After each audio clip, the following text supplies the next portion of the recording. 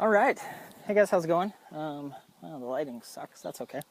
So I am on my way to pick up my daughter from school. I'm just taking a little walk because it is gorgeous here.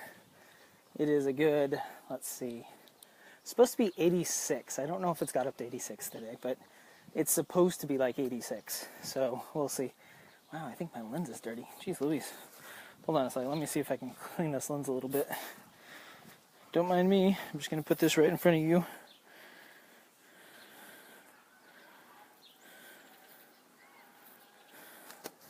Okay, I think that's a little bit better. And, oh, that's way better. Nice.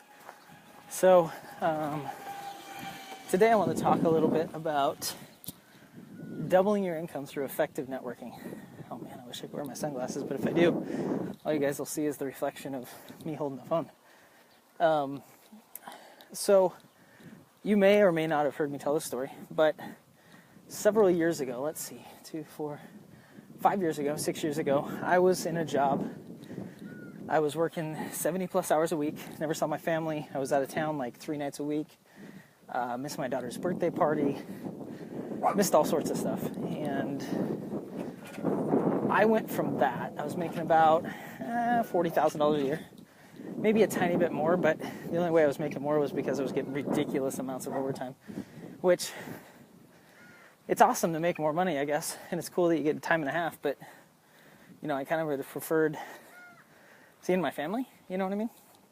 So I went from that to last year, I literally over doubled that income, and on top of it, and this is even more important to me than the amount of money I made, I work from home, and I set my own schedule, which means that when my daughter has a activity at school, I get to go.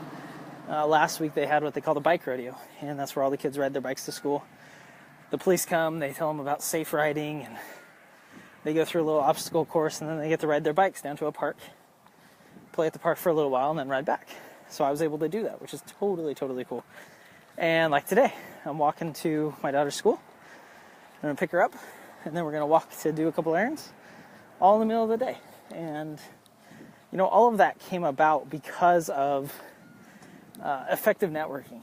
You know, I know that sounds a little bit like hyperbole. I know it sounds like, oh yeah, right, Mark, there's a whole bunch of stuff that goes with it. But really, honestly, I'm going to switch hands. I'm taking brownies to the school for the PTO for my wife. Oh, the sun's right behind me. Honestly, all of that came because of relationships I had developed. You know, my last, 4 or 5 jobs I got because I knew somebody, because I had a relationship with somebody. And I'm trying to think. Most of those were ones that weren't even advertised anywhere. You know, that's the crazy thing. That's the little known secret that, you know, Monster and Career Builder and all those places don't want to tell you, is that most jobs aren't even on those sites. You know, you get them because you know somebody, or somebody who knows somebody. And that literally is how I got to where I was. So the job I had where I was working 70 hours a week, I got that one because I knew somebody. And I was friends with the guy that owned the company, multi-million-dollar company, multi-million-dollar ag company. And I hated it. I mean, I guess I set my own schedule in the fact that I could pick which 70 hours of the week I wanted to work, which pretty much means you're working all day, every day. That's the only way that you can work 70 hours a week. And I absolutely hated it. And, you know, I got to the point where I decided I'm not doing this anymore. You know, I'm not missing my family anymore. I'm not never seeing my kids. You know, I only had my daughter at the time, but I'm not doing that. You know, I would leave the house at like 3:30 in the morning, and I wouldn't get home till like 7 at night. Well, when your daughter's 4 years old, that means you never see her, essentially. So anyways, I quit. Decided I was done. Dropped the keys off and the pickup that I drove for work. Dropped it off one weekend and said, I'm not coming back. It's the only time I've ever done that. I actually kind of felt bad about it, but the new manager that was hired, and I did not get along. Anyways, the reason I tell you that is because I told my wife, I said, I can't handle this anymore. I can't work for this guy. He's making me miserable beyond just the 70 hours a week. You know, he flat out told me, he's like, nope, you can't go do this. And what it was I had a commitment. You know, I was on the school board for my local town. I still am. And when I got on the school board, I talked to my boss, the guy that owned it. Said, hey, this means that, you know, once a month I've got to be off at this time so I can go to school board meeting. Is that cool? And he said, yep, no problem. Well, now this manager gets hired and he says, no, you can't go to this meeting next week. And I said, well, I was already told I could. And he goes, nope, you can't do it. So anyways, I ended up quitting. But long story short, the reason that I was able to quit, I told my wife I was going to quit. I said, I can't handle it anymore. He won't let me go. I have to go to this meeting. So I'm quitting. And she goes, you can't quit. You know, we have bills. You know, your daughter has things, you know, that, you know, you have a daughter to take care of and worry about. We've got, you know, payments, all these things. You can't just quit. You have to have another job lined up. I said, okay, fine. So I got on my phone, texted a couple of people. By the end of the day, I had a job for a week. Looking back now, I don't know why my wife was okay with that. I don't know that she was, but she said that she was. She said that was acceptable. So I texted a friend of mine that did tree care, cutting trees. And I said, hey, do you have any work for me? He goes, yep, I could use it for a week. Got some big jobs I got to do next week. Yep, come on Monday, you can work with me. Cool, sweet. So I did. I worked for him for a week. Obviously, I had that job because I knew somebody. I texted him and said, hey, do you need some help? He didn't post that job anywhere. He didn't say that he needed help. But I worked for him for a week. By Thursday of that week, I had a job lined out that was a quote-unquote temp job with another friend of mine.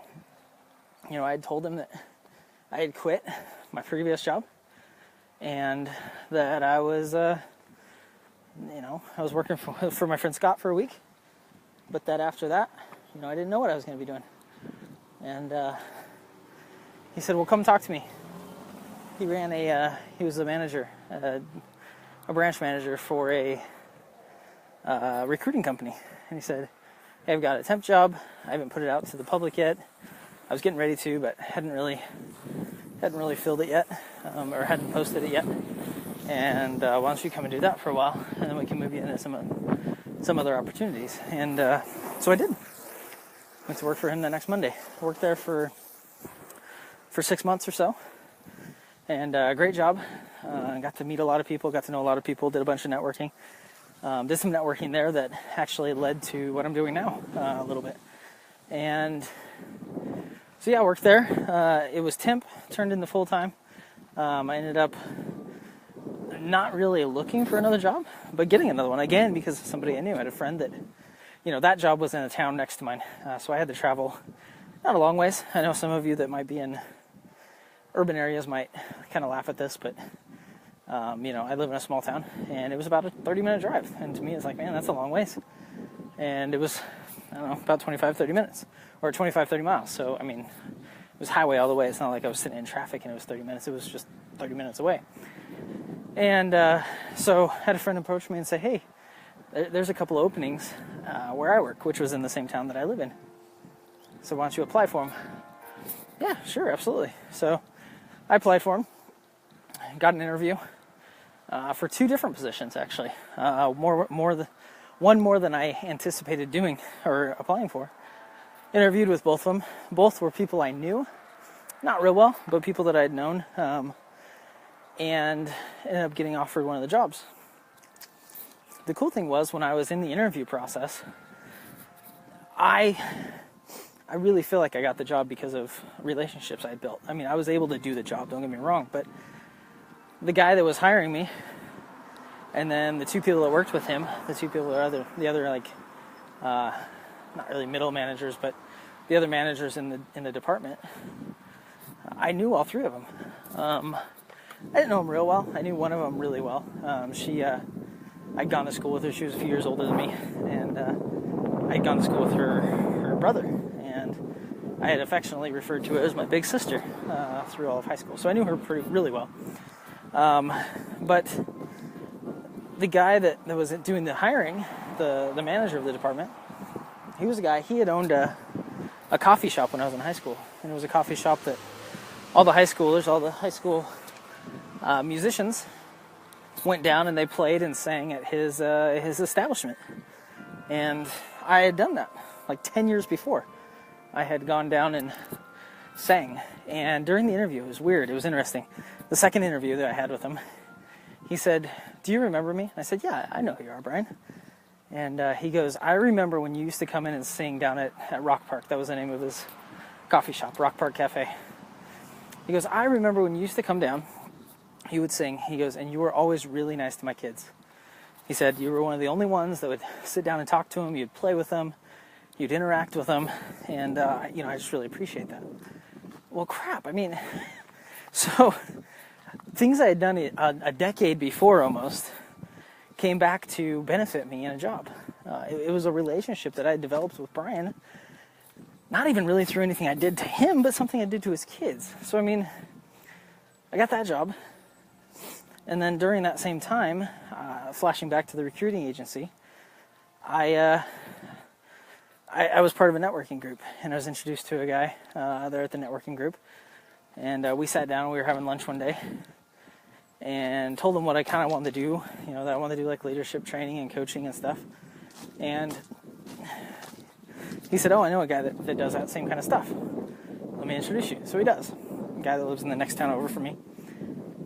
And so during the same time, I meet up with him for lunch, and basically we decide to work on some stuff together, some projects, and we get together, and that ends up being something I did part-time for about, all told 3 or 4 years, with a break in between. But helped him start his company, and got me into the online marketing space, the online marketing career space. And so did that, and at the same time, relationship I developed back when I was still working for the ad company, absolutely miserable, interacted with somebody on a blog, and it was because of that I'd become friends with my friend Matt, who I work with now. And so because of that, what happened here? It switched on me. Why did it switch? I just randomly switched. There we go. All right. So now I work with him, work from home, doubled my income, and it was all because of relationships. And the reason I tell you all this is because you don't know the person that you might meet next that might make a huge difference in your entire career and your entire life. And so anyways, I'm here to my daughter's school, so I'm going to jump off. But if there's something you want to know about, something that interests you about networking or relationship building, let me know, and maybe we can do this on a future one. See you guys later.